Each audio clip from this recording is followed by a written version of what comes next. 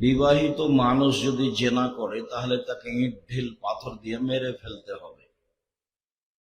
অবিবাহিত পুরুষ নারী যদি জেনা করে তাহলে তাকে 100 লাঠি পিটিয়ে এলাকা থেকে 1 বছরের জন্য তাড়িয়ে দিতে হবে।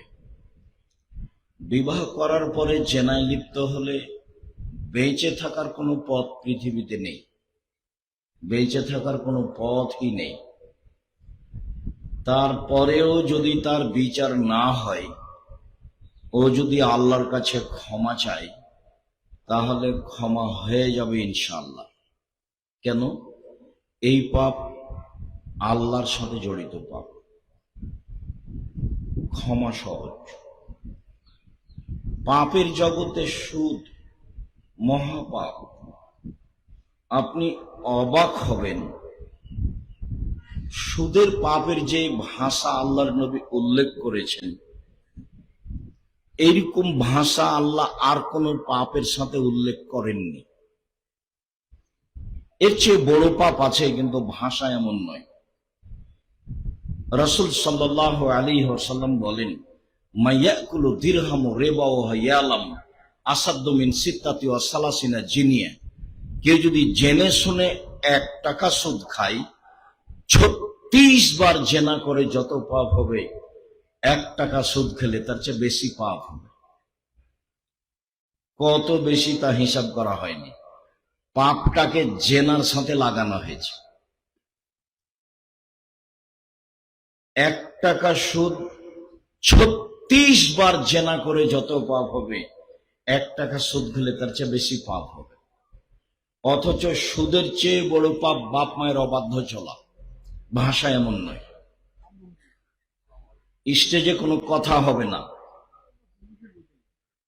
আপনারা যারা স্টেজে আসবেন, যারা ওখান থেকে আসবেন, তারা একবারে ওইভাবে মেপে এসে স্টেজে আসবেন। কথা হবে পরে, আজান হওয়ার পরে কথা বলা নাজায়েজ, হারাম। এটা ইসলাম। যারা বসে আছে তারা মুসলিম, এর নিয়ম ভিন্ন। সম্মানিত দিনী ভাই বোন, এই ছেলে যারা দায়িত্ব পালন করছে ওইখানে রেডি থাকো। যারা আসবে স্টেজে খুব হিসাব করে আসতে হবে। সম্মানিত দিনী ভাই বোন, রাসূল সাল্লাল্লাহু আলাইহি সাল্লাম বলেন, আর রিবা সাবুনা জুজান আইসারু আয়ান কা রাজুল উম্মাহু। সুদের পাপের 70টা ভাগ রয়েছে। তার ছোট ভাগ হলো মার সাথে জেনা করলে যেমন পাপ হয়। শিরক মহাপাপ। ভাষা এমন নয়। বাপ মায়ের অবাধ্য চলা পৃথিবীর 2য় মহাপাপ। ভাষা এমন নয়। মিথ্যা সাক্ষী দেওয়া পৃথিবীর 3য় মহাপাপ। ভাষা এমন নয়। মানুষকে হত্যা করা 4র্থ মহাপাপ। ভাষা এমন নয়। একবার রাসূল সাল্লাল্লাহু আলাইহি ওয়াসাল্লাম বললেন, কেউ যদি জেনে শুনে 1 টাকা সুদ খায়, 36 বার জেনা করে যত পাপ হবে, 1 টাকা সুদ খেলে তার চেয়ে বেশি পাপ হবে। একবার বললেন, সুদের পাপের 70টি ভাগ রয়েছে। ছোট ভাগ হলো মার সাথে জেনা করলে যেমন পাপ হয়। তো সুদের পাপটাকে কার সাথে লাগিয়ে দেওয়া হয়েছে? জেনার সাথে। অন্য কোনো পাপের জন্য এরকম ভাষা নেই। এরপরেও সুদ যত বড়ই পাপ হোক না কেন, কোটি কোটি টাকা একটা মানুষ সুদ খেয়েছে, বাড়ি গাড়ি ব্যাংক ব্যালেন্স ভর্তি, আজকে রাতে বলছে আমার ভুল হয়েছে, তুমি আমাকে মাফ করো, আমি সুদের লেনদেন বন্ধ করলাম, সব পাপ ক্ষমা হয়ে যাবে ইনশাআল্লাহ। কেন? এই পাপ কার সাথে জড়িত? আল্লাহর সাথে জড়িত। নির্বাচনে একজন চেয়ারম্যানের বদনাম করেছেন, যে খারাপ। এখন থেকে হজে উমরাতে গিয়ে বাকি জীবন কাবা ঘরের গিলাপ ধরে ক্ষমা চান, কান্নাকাটি করেন। কোনো একদিন যদি ক্ষমা হয়ে যায় তাহলে ইসলাম ধর্ম মিথ্যে, আল্লাহ হবেন জালেম। আল্লাহ বলেছেন, আমি জালেম নই, আমি মানুষের উপরে জুলুম করব না। ইন্নী হারামতু যুলমা আলাইয়া, জুলুম আমার উপরে হারাম করেছি, আমি আল্লাহ নিজের উপরে জুলুম করব না। তুমি যার বদনাম করেছো ক্ষমা তার কাছে নাও। গীবত, দোকানে বসবেন না, শতবার বক্তব্যে বলা আছে। আড্ডা পিটবেন না। আপনি পৃথিবীকে যত সহজ মনে করেছেন, পৃথিবী তত নয় সহজ। বুখারী মুসলিমের হাদিস, আল্লাহ রাসূল বলেছেন, ফাত্তাকুদ দুনিয়া ওয়াত্তাকুন নিসা। পৃথিবীর মানুষ, তোমরা মহিলা থেকে বেঁচে থাকো এবং পৃথিবী থেকে বেঁচে থাকো, পৃথিবী তোমাকে ধোকায় ফেলবে। সম্মানিত দিনী ভাই বোন, গীবত মানুষের সাথে জড়িত পাপ। 5 ওয়াক্ত সালাত আদায় করা ফরজ। ইবাদতের জগতে সবচেয়ে ভিন্ন ধরনের ব্যতিক্রম বিরল ইবাদত হলো সালাত, যা মানুষের সাথে আপোষ করে না। অবাক ইবাদত। হজ আপোষ করে, হজ একটা ফরজ ইবাদত।